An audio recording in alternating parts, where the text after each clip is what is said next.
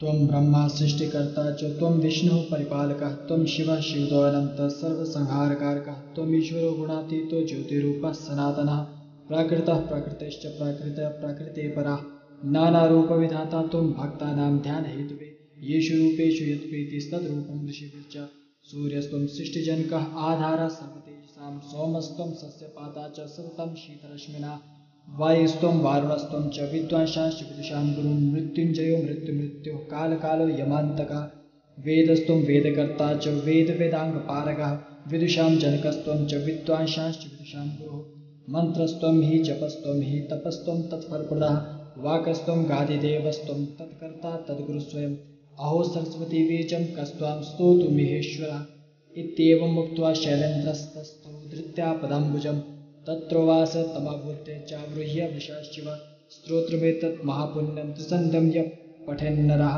मुच्यते सर्वपापेभ्यो भयश्च भयार्णवे त्वं ब्रह्मा सृष्टिकर्ता च त्वं विष्णुः परिपालकः त्वं शिवः शिवदोऽनन्तः सर्वसंहारकारकः त्वम् ईश्वरो गुणातीतो ज्योतिरूपः सनातनः प्राकृतः प्रकृतिश्च प्राकृतः प्रकृते परः नानारूपविधाता त्वं भक्तानां ध्यानहेतुवे येषु रूपेषु यत्प्रीतिस्तद्रूपं ऋषिभिश्च सूर्यस्त्वं सृष्टिजनकः आधारः सर्वतेजसां सोमस्त्वं सस्यपाता च सततं शीतरश्मिना वायुस्त्वं वारुणस्त्वं च विद्वांशांश्च विदुषां गुरुं मृत्युञ्जयो मृत्युमृत्युः कालकालो यमान्तकः वेदस्त्वं वेदकर्ता च वेदवेदाङ्गपारगः विदुषां जनकस्त्वं च विद्वांशांश्च विदुषां गुरुः मन्त्रस्त्वं हि जपस्त्वं हि तपस्त्वं तत्फलप्रदः वाक्स्त्वं गादिदेवस्त्वं तत्कर्ता तद्गुरुस्वयम् अहो सरस्वती बीजं कस्त्वां स्तोतुमिहेश्वरः इत्येवमुक्त्वा शैलेन्द्रस्तस्थो धृत्या पदाम्बुजम् तत्रोवास तमाभूते चावृह्य वृषाश्चिव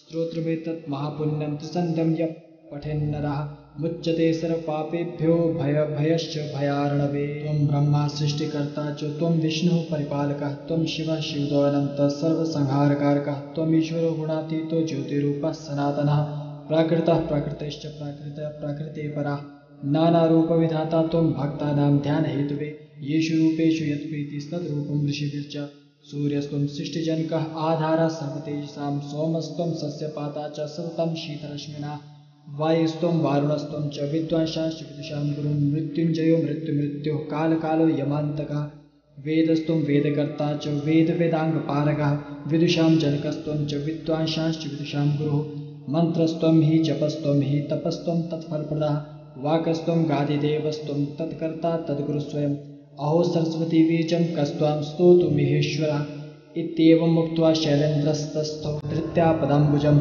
तत्रोवास तमाभूते चावृह्य वृषाश्चिव स्तोत्रमेतत् महापुण्यं त्रिसन्ध्यं यः पठेन्नरः मुच्यते सर्वपापेभ्यो भयश्च भयार्णवे। योगासनों के अभ्यास हेतु आप समतल भूमि का चुनाव करें या साधक अपने भिन्न भिन्न साधनाओं के अनुरूप स्थान का चुनाव कर सकता है। भूमि पर अपना आसन बिछाएं और योगासनों का अभ्यास शुरू करें। सुखपूर्वक बैठें। अपनी दाहिनी जंघा को बाईं जंघा के मध्य और बाईं जंघा को दाहिनी जंघा के मध्य स्थापित करें। तदंतर अपनी हथेलियों को खोलकर बैठ जाएं। ये हुआ समासन। समासन से चित्त सम होता है, अतः इसी कारण इसका नाम समासन पड़ा। श्वास मध्यम रखें। अपनी दाईं जंघा को बाएं पांव के ऊपर और बाईं जंघा को दाईं के ऊपर रखने के बाद दोनों हाथों को मध्य से गुजारकर कानों को छू लें और शांति को अनुभव करें। धीमी गति से श्वास लें। ये आसन है गर्भासन।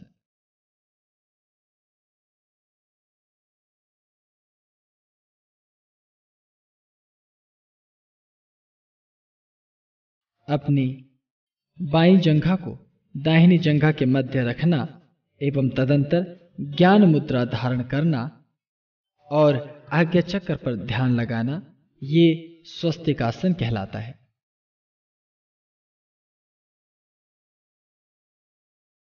अपनी दाईं जंघा को बाईं जंघा के ऊपर और बाईं जंघा को दाहिनी पर रखकर धीरे धीरे दोनों हाथों को सर के ऊपर जोड़ लें और अपना ध्यान नासिका के अग्र पर रखें। ये हुआ स्थिर पर्वतासन।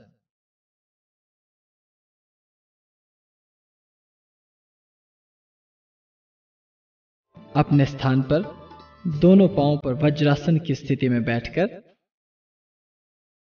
जिह्वा को बाहर निकालें और बड़ी बड़ी आंखें करके श्वास भी बाहर छोड़ दें। यह स्थिति सिंहासन कहलाती है।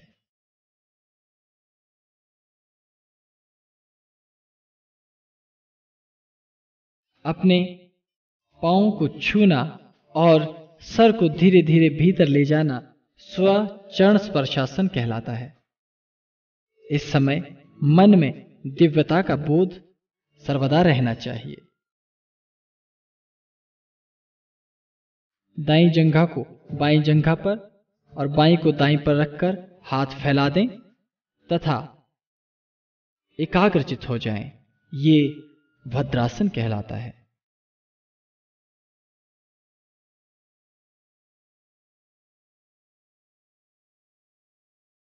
दाईं जंघा को बाईं पर रखना और बाईं जंघा को दाईं पर रखना, इस स्थिति को पद्मासन कहा जाता है और पद्मासन में ज्ञान मुद्रा धारण की जाती है। श्वास बिल्कुल सहज रखा जाता है।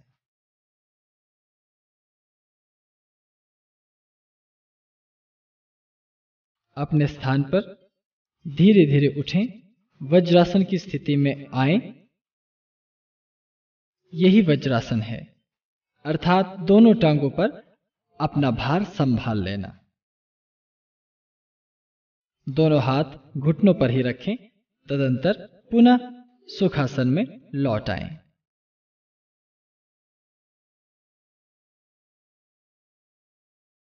एक पांव को अपने दूसरे पांव से सटाकर हाथ जोड़कर खड़े होकर ध्यान करना चाहिए। यह स्थिति ध्रुवासन कहलाती है, क्योंकि बालक ध्रुव ने इसी आसन से भगवान विष्णु की साधना आराधना की थी।